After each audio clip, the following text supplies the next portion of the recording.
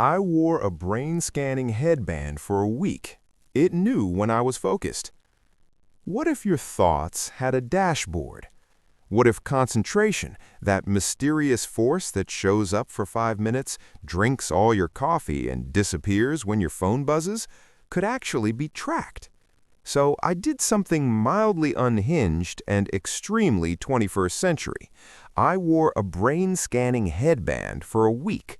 Not a tinfoil hat, not a sci-fi crown from a movie where someone definitely gets betrayed in Act 2. A real consumer neurotech wearable built to measure electrical activity from the scalp and estimate states like calm, attention, or cognitive engagement using EEG signals and algorithms. Consumer brands like Muse and Neurable openly market exactly this kind of focus or mental fitness feedback. And by the end of this week, I learned 3 things. 1. My brain is apparently allergic to email. 2. Deep work is real but fragile. And 3. We have officially entered an era where your headset may know you've mentally left the meeting before your boss does. This is the story of what happened when I let a machine sit on my forehead and judge the quality of my attention. The device. First, let's clear up the phrase brain scanning. This thing was not reading my private thoughts. It was not pulling my PIN number from the folds of my cortex. It was not detecting whether I secretly judge people who clap when planes land. What it was doing is called EEG, electroencephalography. EEG measures tiny electrical signals produced by the synchronized activity of neurons using sensors placed on the scalp. That basic method has existed in science and medicine for decades. What's changed is that consumer-grade devices have shrunk the lab into something you can wear at your desk while pretending to answer Slack messages with enthusiasm. Reviews of the field show consumer EEG devices are now widely used in research and real-world experiments, but with important limitations compared with research-grade systems. Some devices frame the experience as meditation training. Muse, for example, says its headbands use EEG and algorithms to provide real-time feedback tied to focus and calm. Other products, like Neurable's MW75 Neuro line, market real-time focus tracking and brain health-style reports through embedded EEG sensors. So, no, this is not mind reading. It's something stranger. It's pattern reading. A headband doesn't hear your inner monologue say, "I should write the report." It sees electrical patterns and basically says, this human seems less like a laser right now and more like a confused squirrel. And honestly, that's still impressive. The experiment begins. My mission was simple. Wear the headband every day for 1 week during real life. Not in a monastery, not in a neuroscience lab, in the wild. Writing, reading, editing, emails, planning, maybe meditating, maybe spiraling. We would see. Every morning, I strapped it on and launched the app like I was preparing for takeoff. And the first surprise came fast. This device wanted clean conditions, good sensor contact, minimal movement, a stable fit, not too much fidgeting. Which is where the comedy began, because my natural posture while focusing looks less like a disciplined philosopher and more like a man negotiating with gravity. And that matters because EEG in the real world is messy. Consumer and wearable EEG systems are especially vulnerable to artifacts, noise from eye blinks, jaw tension, muscle movement, poor contact, and general human chaos. Multiple reviews note that consumer-grade systems can be more noise-prone than research setups, even when they are useful. Which means the first battle in brain-computer history is not man versus machine, it is forehead versus forehead sensor. But once the signal settled, something eerie started to happen. The device began giving feedback that lined up with moments I already recognized internally. When I was steady, intentional, locked in, the numbers and feedback improved. When I got distracted, restless, bored, or mentally foggy, the score dipped. Not perfectly, not magically, but often enough to get my attention, which, if you think about it, is very funny. I needed a machine to prove I was distracted because I was too distracted to notice. Day-by-day descent into self-knowledge. Day 1. The humbling. I began with confidence. Surely, I thought, my mind is a disciplined fortress. The machine disagreed. Apparently, my first work session contained 2 minutes of actual focus, 7 minutes of browser tab tourism, and 1 emotional support snack. The machine's verdict was brutal, but fair. Day 2. The coffee mirage. I assumed caffeine would turn me into a productivity demigod, but the headband suggested something more nuanced. Yes, I was more alert, but not necessarily more stable. That's an important distinction, because activated and focused are not twins, they're cousins. One arrives in a suit, the other arrives on a dirt bike. Day 3. The flow window. Then came the breakthrough.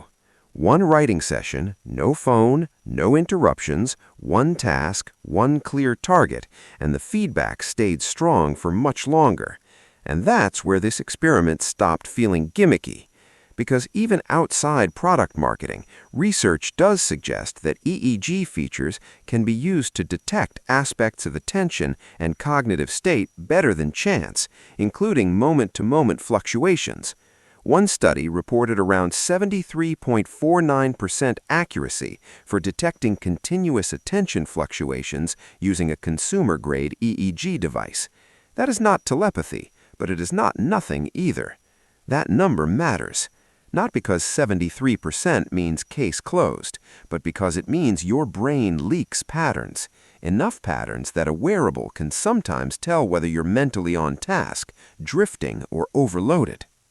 Day 4. Email, the graveyard of human potential.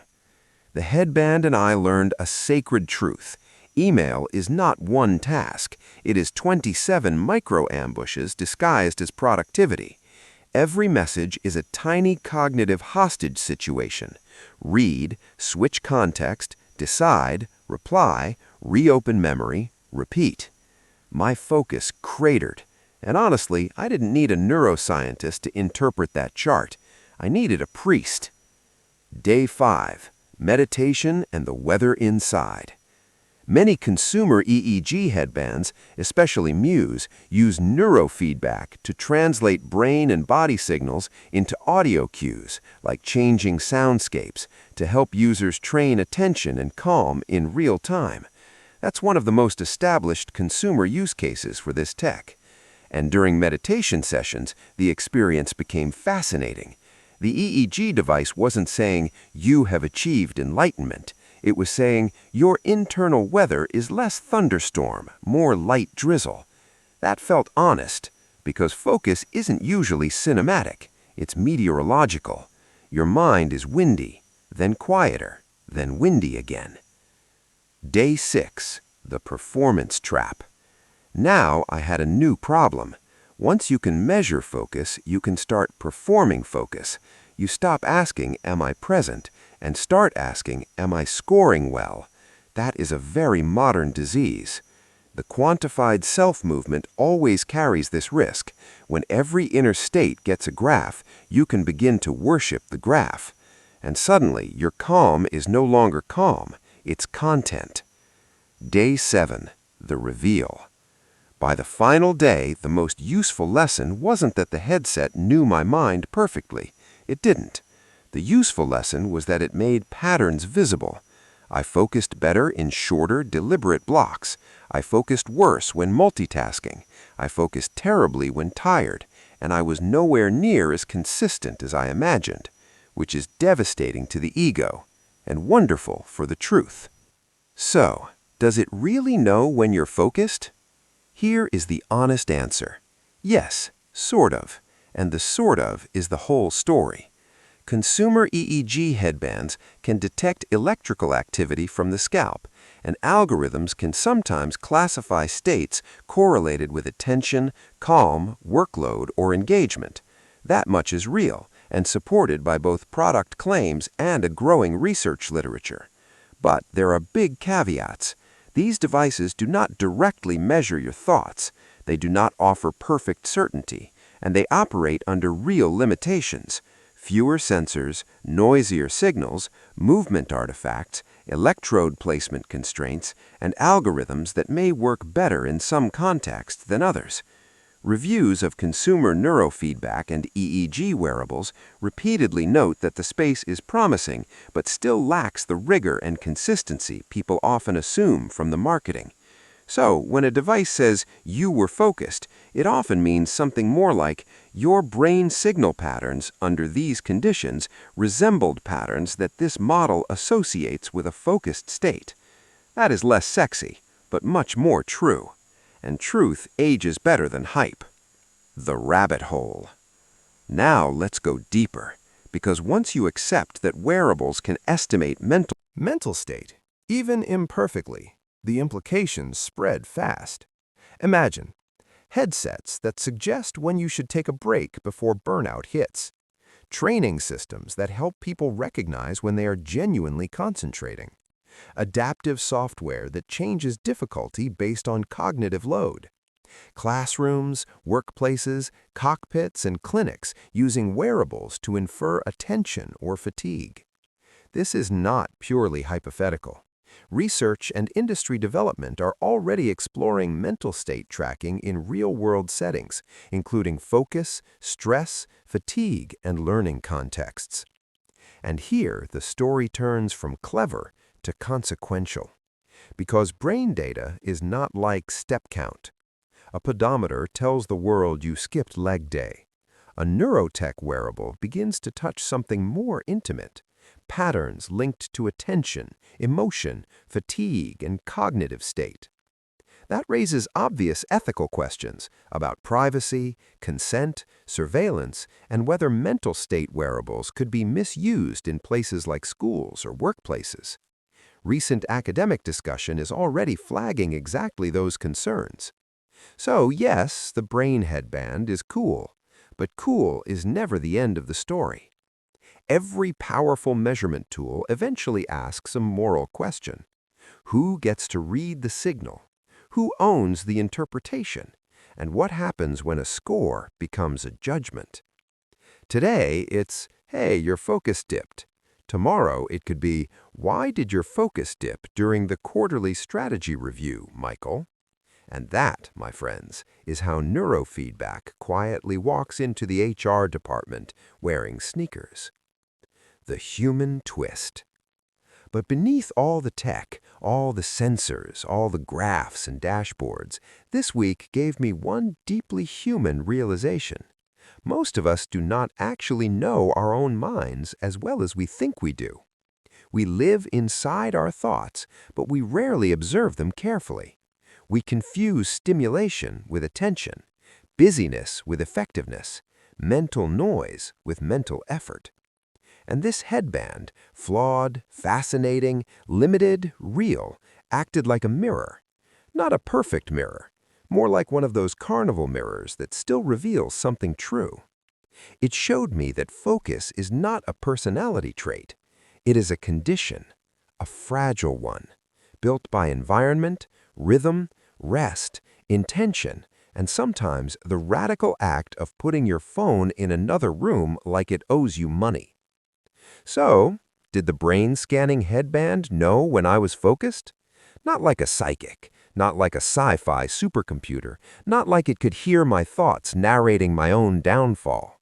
But in a narrower, more scientific, more believable sense, yes, sometimes it could tell. Not because it knew me completely, but because the brain leaves footprints, electrical whispers, rhythms, patterns, signals hidden in the static. And for 1 week, I wore a machine that listened. And the strangest part was not that it measured my mind. The strangest part was how much of myself I only noticed once the graph pointed it out. Would you wear a device that tracks your focus? Or is that one step too far into the age of techno-telepathy? Drop your answer in the comments. And if you want more stories where science, technology, and the future collide in ways that are equal parts amazing and slightly unsettling, subscribe, because the tools are getting smarter. And whether we're ready or not, they're getting closer to the mind.